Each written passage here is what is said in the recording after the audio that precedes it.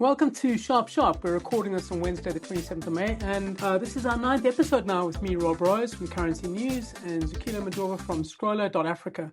Zuks, it's been a great week of fantastic news. We have Ramaphosa speaking about why he shouldn't be impeached immediately. We have Johannesburg, the city of gold, melting down, and lots more besides. What are your thoughts on this? Yeah, absolutely interesting. We are talking now, Rob, after the meeting of the ANC National Executive Committee, which would have been very interesting. If you think about SACPs walking away from the alliance, they're going to contest the elections on their own. You've got immigration issues that are going on at the moment. You've got the Madlanga Commission wrapping up things and arresting people. People are in court, well, the entire police force is in court. But obviously, you've got local government. ANC is battling to find mayors as well. They're trying to bring in some people from outside, former leaders, former ministers, to sort of fit the profile of people like Helen Zille, for instance, because Dada Morello, Shem, he's in trouble there.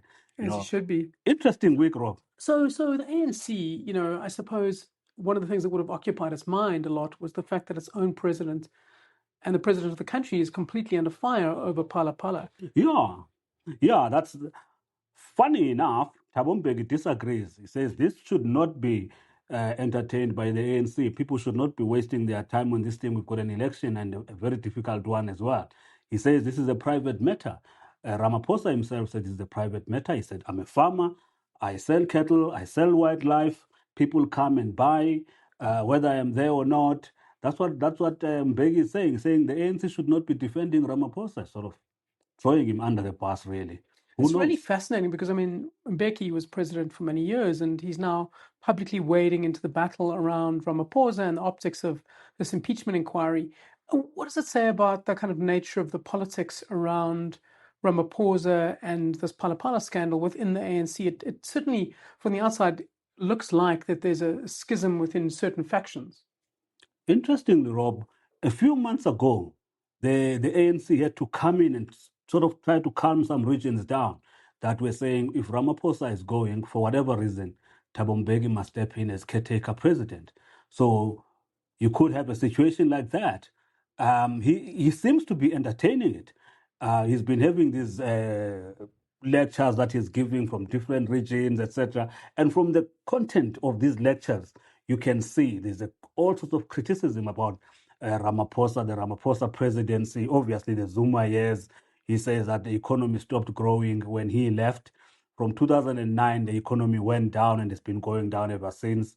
And you are now in junk status. He says all of those things and obviously forgets to talk about AIDS. Yeah. A lot of that's true about the economy. It has weakened significantly since Zuma took charge, but it does take a while to kind of adjust and fix itself and reform itself. But like you say, Mbeki was no angel. He was no priest. Yeah. This is the guy who oversaw many needless deaths because of his stance on HIV/AIDS. Yeah, well, he doesn't want to talk about that. He doesn't want to talk about Zimbabwe as well. Well, exactly. The quiet diplomacy in Zimbabwe. To some extent, the issues we now deal with massive resentment towards immigrants in this country is because of the fact that South Africa's never really dealt with the Zimbabwe crisis. Absolutely, and that was the beginning of the end for us, because you had an economy that was, or at least that had a potential in Zimbabwe. Had you democratized there, set down Bob and really asked him to leave quite early, and give that economy a chance to recover. If you look at Zimbabweans, for instance, the skills that they bring to South Africa, those guys are pros.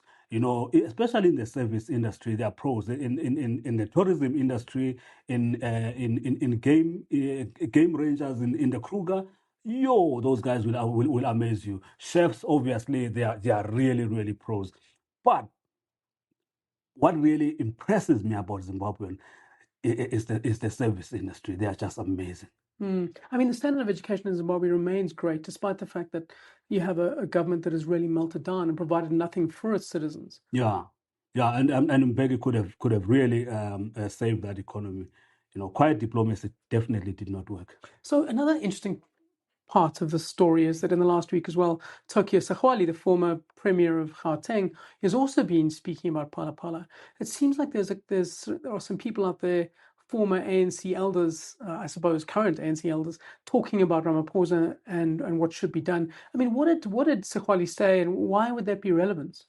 Quite interestingly, Zukile is also another person who is rumored to be ready to come in if there is an emergency. Well, he said, well, he came out saying that Ramaphosa definitely lied to us. We don't know how much was in the couch. We know how much was stolen, but even that is according to Ramaphosa. But not all of the money that was there was stolen. So how much was there? And why was it there? For how long was it there? Then obviously the use of the police, dragging the name of the Reserve Bank into it, dragging the name of SARS. These are important institutions. To drag them into this personal matter in this way is really unbecoming of a president. But also the job of the president is actually to protect these institutions. So he's got a point there. But obviously he's getting some political points as well. Already now he's being suggested as one of the potential mayors for Johannesburg, for instance. Zukile. I mean, and that's a big gun. That's a really big gun. Well, he certainly has lots of money. He's a classic billionaire, an ANC politician who made good in business and who now has lots of money. But he has said some very unstable things in the past 10 years on various issues. I mean, he believed the spiritual white boy trust and the billions hidden. Scary stuff. I mean, he does come across a bit like a conspiracist. I don't know if Zukile, having been in the wilderness for so many years, would be the right person to come in as a mayor to fix something like Joburg. No. He hasn't impressed at any point. He hasn't impressed. Even when he was Minister of Housing, Human Settlements, he was not impressive at all. I was quite disappointed. I was like, I thought they were really bringing a very smart person, and I was not impressed. Even with Matthew Sposa, both of them, I was not impressed. You remember they were accused of trying to organize a hit on Thabo Mbeki many years ago, so they'd remained outside, sort of, and they've been trying to come in. And when they did come through, spoke to Mbeki's paranoia at the time. Oh yeah, but presidents that tend to be very paranoid. I was shocked at Mbeki's paranoia, but until Jacob Zuma came through, that man was paranoid literally every single day. So it's fascinating. I mean, you have a bunch of the ANC elders now talking about Ramaphosa in quite blunt terms, and this clearly is not pleasing the ANC at the moment. You had the Secretary General, Zukile Mbalula, talk about how they should just keep their mouths shut, pretty much, didn't he? Yeah. Well, this is the issue about people who are in charge of Lutuli House. Well, Jacob Zuma was in charge of Lutuli House. He had a lot to say about presidents that were giving interviews, or former presidents were giving interviews, criticizing him in office. He was saying that when you guys were in office, we weren't criticizing you.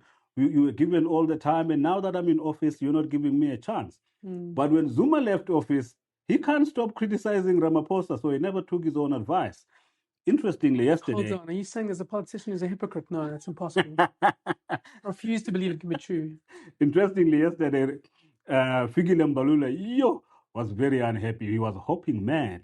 He said, these former politicians, they are bored. They're sitting in their homes there. They are bored. They get interviews. They get called into a podcast, and then they explode, saying, we're sitting here in Lutuli House doing nothing. They're saying all sorts of things about Ramaphosa.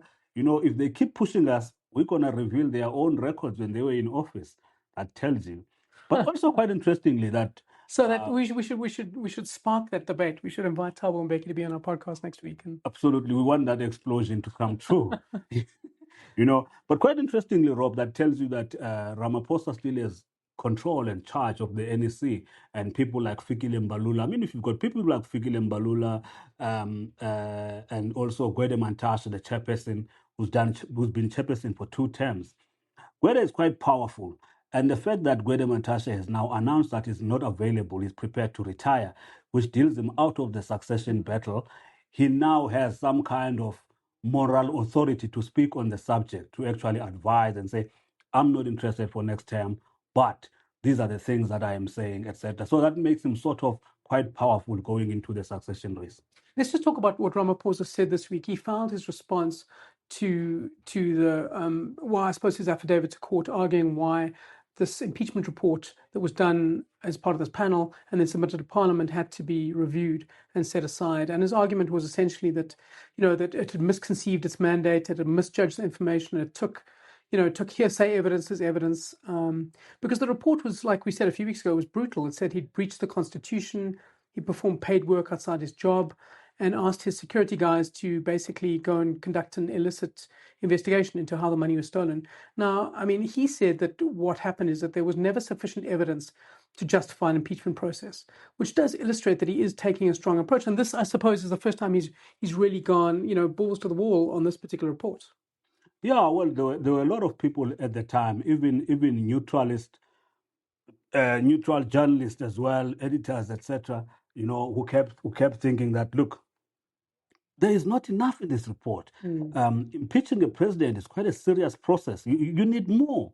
And there were many reports that were missing there. SAPS reports.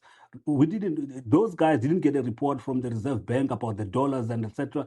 There was just a lot that was missing there. And even as a journalist, even myself, I was like, okay, I haven't seen the president being impeached, especially in this country. But if we're going to impeach him on these few papers, I'm not really sure about it, So it's proper that we get this impeachment process back on the road and do it properly this time. Because, I mean, what he argues in there, which is what we said a few weeks ago in this podcast, is that you have to have serious violations of the law, actual bad faith or misconduct to impeach a president. And the very fact that he was stolen from doesn't necessarily suggest this. So it doesn't seem, like you say, a serious enough violation to warrant impeachment. And this is the sort of thing that should be discussed. Yeah. I mean, I openly said if we didn't impeach Jacob Zuma for actually really receiving money while he was in office from a Durban businessman, and there are actually transactions and all of that, and he has never been able to dispute those things or provide the other information, we didn't impeach him for that. Well, and there are many other things that we could have impeached him for, and now we're going to impeach this guy because his money got stolen. Yeah. Even the issues around how the SAPS handled the investigation, you have no real proof that the president was there step by step telling Rudy that this is how you must handle the investigation. So some of the clandestine things that were happening in that investigation, you can't be sure that the president was involved there. So in this particular case now, he's filed his review application. This is his evidence for this, why he says it must be set aside. At the same time, Parliament has now been ordered by the Constitutional Court to go ahead with the impeachment inquiry. But Ramaphosa says the parliamentary process should be stayed until this court process is done, which does indicate this whole Phala Phala ordeal will drag on for many months, right? I mean, do you see it being wrapped up before the election? I mean, I wouldn't imagine so. There's no chance. Phala Phala issue has always been around the timing of things. When the report came through, it was just weeks before the elective conference of the ANC. Those MPs, they had the majority in parliament. They decided that they were going to protect their president using their majority. So they used the majority to do the wrong thing. That's what Thabo Mbeki is saying. Again, now, Phala Phala is back against the clock on an election year where the ANC has got its back against the wall. They are going to try and buy time, and Ramaphosa is buying time. I think it's going to go beyond the elections, Rob. The elections are in November, so you're looking at probably the impeachment process for sometime in February next year. I mean, how do political parties leverage this Phala Phala report? I'm absolutely sure if you're the DA, if you are Patriotic Alliance, if you are certainly the EFF and MK party, you will talk openly about this. Even before the last election, Julius Malema was busy telling people what kind of a person are you electing as your leader who hides, hundreds of thousands of dollars in his couch. I mean, the parties will be able to leverage the fact that there's no finality on this right throughout the election. They should seriously and very strongly if they actually study the whole thing. If they look at how Ramaphosa came into office, for instance, he was supposed to be the clean guy, the guy also who's going to come in and clean up all sorts of things. He does not have connections with ugly, dirty sides of the ANC. He's not a Jacob Zuma. He's not a Paul Mashatile. He was not part of the furniture of the ANC. He had gone out to business. He was a new dawn. Yeah, he had gone out to business and he came in promising a new dawn, new broom, cleanup, etc. Obviously, he was going to be armed with a massive, big report from the Zondo Commission of all the skeletons in the ANC. Everybody who's got their little skeletons, those skeletons are going to come out of the closet. None of that happened. And now the guy who's supposed to be clean is actually as dirty as the ANC. Not dirty in the sense that he got his money stolen, but Compromise. the secrecy, the clandestine investigation of it all. He hasn't told us a lot about what is going on. And what kind of business is this where somebody from somewhere comes in with a whole bag of millions of dollars and disappears and doesn't take his buffaloes or whatever that he bought there? There's just a lot. You would have expected somebody like Ramaphosa, who sort of presented himself almost like a Nelson Mandela, who would have just called a press conference, told the nation what is going on, and let's move on. He didn't do that. So that makes him almost like anyone else in the ANC, for instance. He approached it as the way that Paul Mashatile would approach a scandal like this. So what I find interesting is what the ANC is doing, and certainly the voices of the elders now sort of turning against Ramaphosa to some extent. Does this indicate that at some point the ANC might decide to just cut Ramaphosa loose, to do what they did to Zuma, which is, draw a line in the sand and say, well, now it's time for you to go and deal with your own issues outside of this process? I mean, I don't think that it seems that likely, given the fact that he still has strong sway in the top leadership of the ANC. But it's possible that this might embolden people like Paul Mashatile to I suppose, fast track his own ambitions. Well, Paul Mashatile cannot come out and say, I am the cleaner option to Ramaphosa. I don't know what else he can say. He's not known for good governance or anything like that. But if the elections goes really bad for the ANC, for instance, in Port Elizabeth, Gqeberha, in Mangaung, they won Mangaung by 50.63% last time. They're going to lose it this time around. We can be sure of that. Whether they'll be able to build a coalition, but they're not going to govern on their own. Durban, they will lose Durban as well. So they lose PE, they lose Mangaung, they lose Durban. They are obviously going to lose Johannesburg, Tshwane, and Ekurhuleni. If that happens, somebody is going to be scapegoated in the ANC, and it's going to be Ramaphosa. Now, if you look at the track record of Ramaphosa, when Jacob Zuma was there, ANC had 62% of the vote. Ramaphosa, in his first election, brought it to 57% of the vote. And then in his second election, which was the last one, brought it to 40%. So in that period, in the whole Ramaphosa period, the votes never improved. And if it goes bad this time, they're going to nail him. I mean, the point about an election is you are voting on your past history or recent past. So in a sense, Jacob Zuma, by getting beyond 60, was able to capitalize on the strong growth of the Mbeki era. Yeah. And Ramaphosa's votes and the drop in votes is a reflection of what happened during the Zuma era. Absolutely. So to what extent do you hold someone responsible for this? I mean, you have to say you are the person leading the party and the party's dropped. But equally, in a real practical sense, you are looking at the contribution for many years. Well, Ramaphosa is not new anymore. Absolutely. Yeah, so we can't say he's new. I mean, it's been many, many years, and there's no improvement. You don't see him whipping those ANC mayors. Whatever is happening, the stuff that's happening in the Northwest and the municipalities there, if he's not Jacob Zuma, if he's not classic ANC leader, he should be dealing with a lot of people, and he's not doing that. So let's move to the second topic, which is precisely this issue. It's a local government election. Absolutely. And you look at Africa's richest city, Johannesburg. It contributes 17% towards the country's GDP. It's massively important. Yet it has absolutely melted down to the extent that it's now, a letter sent by the finance minister to the city a few weeks ago saying, you cannot be giving people raises. You're effectively bankrupt. He said there were signs of severe financial distress in Joburg. I mean, the city owes 25 billion rand to people. It only has 3.9 billion in cash. If this was a company, it would be, business rescue would be too nice a place to put it. It would be liquidated. I mean, it's a basket case municipality. And in this particular case, you can say Ramaphosa is the leader of the country. He hasn't done anything. He hasn't made sure that is whipped into shape. This should be a flagship city. It hosted the G20 last year, and yet its roads are full of holes. Its streetlights don't work. It's a disaster. Rob, I had not gone into the city for many, many years, and from a distance, I knew that it was horrible. And recently I went into the city. Dear God, I haven't seen something like that. The potholes, Rob, it's unbelievable.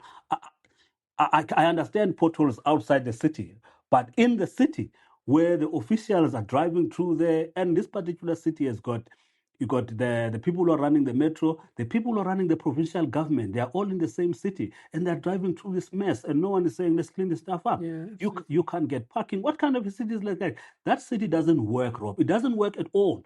no matter how kind you are to Johannesburg, you will come to the same conclusion that you cannot do business in the city. Absolutely not. So I was very frustrated with that. I was trying to get to Maboneng precinct for a nice lunch, because it used to be beautiful. It's a rebuild of the decaying urban part of Johannesburg. So I wanted to experience that. But trying to get there and getting there is very complex, Rob. That tells you this city doesn't work. I mean, it's not as if there's not enough manpower. This city had, a couple of years ago, 34,000 people employed. It now has 38,000 people employed. And the budget that the mayor, Dada Marero, put forward a few weeks ago wants to increase that to 40,000 people. Why would the city be able to fix itself with another 6,000 people compared to a few years ago when it couldn't do it before? All that's happened is the money's been sucked away and paid in salaries to people who are clearly inept. Rob, you'll be interested to know that yesterday, in everything that is going on, yesterday, SG Fikile Mbalula had a meeting with SAMU, South African Municipal Workers Union. SAMU and Dada Morero are actually about to bankrupt Joburg beyond the current bankruptcy. They promised another 10 billion rand. What on earth? First of all, SAMU is the union that is responsible for the collapse of municipalities in the country. No one wants to talk about that because it's aligned to the ANC. And if you criticize them, they come back at you with insults. I'll probably get a lot of insults after this podcast is published. That's what they do. But every time they want more wages, and that's the crisis point now Johannesburg is in. They've agreed to SAMU's demands just to maintain peace, but they cannot afford this kind of money that these guys are demanding. You talk of the potholes in the city, but the fact is, what they want to do in Joburg, what the mayor has scheduled, is that he wants to increase the number of senior managers and executives on his, basically double it from 330 to about 790. And these guys are earning millions for doing absolutely nothing. Zilch. We talk of the roads being full of potholes. I mean, last year, Johannesburg has 13,000 kilometers of roads. Can you guess how many roads were resurfaced last year? 112 kilometers. That's what they did. I mean, that is nothing. I mean, is it a miracle? Is it any surprise to anyone that we have gigantic gaping vacuums in our, holes in our streets? It certainly isn't. And yet they want to pay the person who heads up the roads agency 3.1 million rand. Holy moly. The CEO of City Water is supposed to get 3.1 million, Joburg Water 3.8 million, and we've had many stretches of weeks where we've had no water in our taps. This is completely illicit, and it seems like the people who are running Joburg and the ANC has not stepped in to say this is just not a wise use of capital. Rob, we're looking at it now because it's a massive metro, Johannesburg, but in every government agency, in every department, in every municipality, the actual cash runs out long before the end of the financial year. That tells you that the bulk of the money goes to paying salaries. If you look at the issue with the NYDA, what does the NYDA do with that entire budget? A lot of it goes into paying salaries. So we've got a similar situation here in Johannesburg. And now, quite interestingly, we've got an interesting leadership crisis, even from within the ANC in Johannesburg. It looks like they're trying to get rid of Dada Morero. The ANC region, has already elected Masuku, who immediately became deputy mayor, and she probably and her backing think that she's going to be the future mayor. But looking at both the candidates of the ANC that we have, Dada Morero, current mayor, and the deputy mayor, Masuku, they are no match to Helen Zille. The ANC is going to look elsewhere. So Mark Barnes, the former head of the post office, wrote a piece on Currency about what would you want to do? Why would you want to be the mayor of Joburg when you have this backlog? I mean, you have a budget of 90 billion rand, but I think the estimates to fix the city are running into hundreds of billions. Hundreds of billions, around 200 billion, yeah. Yeah, and Helen Zille's own estimate is about 300 billion to fix the city, and that's pretty much three and a half times what the current budget is. I mean, do you want this job? Why would anyone want this job? Good luck trying to fix this. But look, it needs somebody who knows how to run a modern city. If you can run a modern city like Cape Town, you've got a chance at running Joburg, assuming that you get given a good political mandate that is from the voters. If they give her a strong mandate, if she's going to run Joburg with a whole coalition of small parties, and when they are desperate, they end up including something like the EFF in that coalition, then there's never going to be stability there. You're going to have problems. The DA has been here before. In the last election, they were the first ones to put together a government. Dr. Mpopalatse and EFF was involved in that. These small parties, when they're not getting their way, they start talking to the ANC, and the ANC is prepared to give them just about anything. You know, the Muslim party, Al Jamaa, with 1% of the vote, was able to have two mayors in this current term. Two mayors from a 1% party. That's what the ANC is prepared to do when they are desperate. So you can imagine. So the voters, if they want clean governance, and they're thinking about Helen Zille, they've got to give her a strong mandate. If they don't give her a strong mandate, she won't be able to deliver as quickly as possible. She won't be able to bring private business partners. And that's the other thing, because there's no way you can expect the taxpayers to fund a 200, 300 billion rand project. You're going to need a lot of private investment, and private investors need to know that the mayor is there, solid, not going to be vote of no confidence every week. You don't want that. You don't want to invest in a situation like that. This has an impact on real people's lives, though, because for one thing, Joburg used to have lower unemployment than Cape Town. It's now, 13 percentage points lower than that. House prices, while they've gone up in many other areas of the country, specifically the Cape, they keep going through the roof every year. Joburg's house prices have gone down for a decade, which means you're robbing people of equity, you're robbing them of more jobs. I mean, this has a real impact on people's lives. Absolutely, Rob. I mean, if you look at Joburg suburbs, that really were nice and posh. When I came into Joburg around 2004, I drive through Melville now to try and experience what used to be Melville, and it's gone. It's gone, Rob. It's not going to come back. You go to Sophia Town, it's all gone. Nice developments like Cosmo City, where they were bringing in black middle class into proper home ownership. You could get a 3-bedroom there, Rob, for under R1 million. People wanted to invest in that, but the value of those prices of those houses has collapsed, Rob, because you had a shanty town on the other side. The collapse of Cosmo City resulted in the collapse of Fourways. People who had invested a lot of money in property in Fourways are not getting their money's worth. People are trying to sell now, and you are battling to sell. Fourways, collapse of Fourways falls into the collapse of Lone Hill. There are lots of problems, Rob. So ANC misgovernance has cost people's own personal trajectories, their own personal finances, massive amounts over the past 10 years. And that's partly what's at stake, I suppose, in the November election. I mean, if Helen Zille comes in, first 100 days, what do? You cancel the wage deal with the unions, the 10 billion rand. You also then put a lot of people on performance reviews immediately. The head of Joburg Roads has to be hauled over the coals for lack of performance. And you, I would imagine, want to get rid of a whole lot of employees and redirect that money, which was being used to pay salaries, to actual services. It's probably not that simple, Rob. Remember, you start a war with SAMU, they go on a strike. And that strike can hold you down for months, and immediately their members are in Pick It Up. Now you got a whole stinker all over the city. When Pick It Up is on strike, Rob, it's not a joke, because really, so it won't be that simple, Rob. After that first 100 days, she will have to sit down with the workers and structure a new deal, try to find a way of agreeing with them, showing them that the sustainability of the city is at risk, which means their long-term employment is at risk, but coming in too hard is not going to work. It's going to be a difficult thing for her to do, or for any person to do. But I think what seems clear is that the ANC is not going to win Joburg again. It certainly isn't going to do this. So there is a potential sense. Well, they didn't win it last time. Exactly. They only got 33% of the vote. So Dada Morero's time as the Joburg mayor is clearly done. Do you think there's a sense that the ANC leadership, who's now in charge of Joburg, just doesn't care, just is going to leave these problems for the next mayor to sort out? It's almost sort of passive aggression to the nth degree. Not necessarily, Rob. It's going to be a huge embarrassment for the ANC if a party like the DA, which has got 20% of the national share of the vote, ends up running Johannesburg purely and running Cape Town on its own.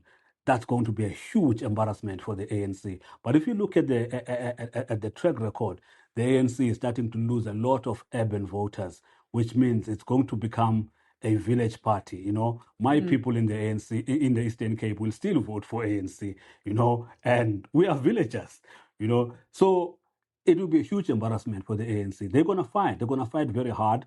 I don't think they're going to bring in people like Dada Marero, because now elections are about profiles. You know, the DA has put its best foot forward, and really, it's a powerful statement. If you're looking at Action SA, they've brought in Herman Mashaba. It's quite a powerful statement as well.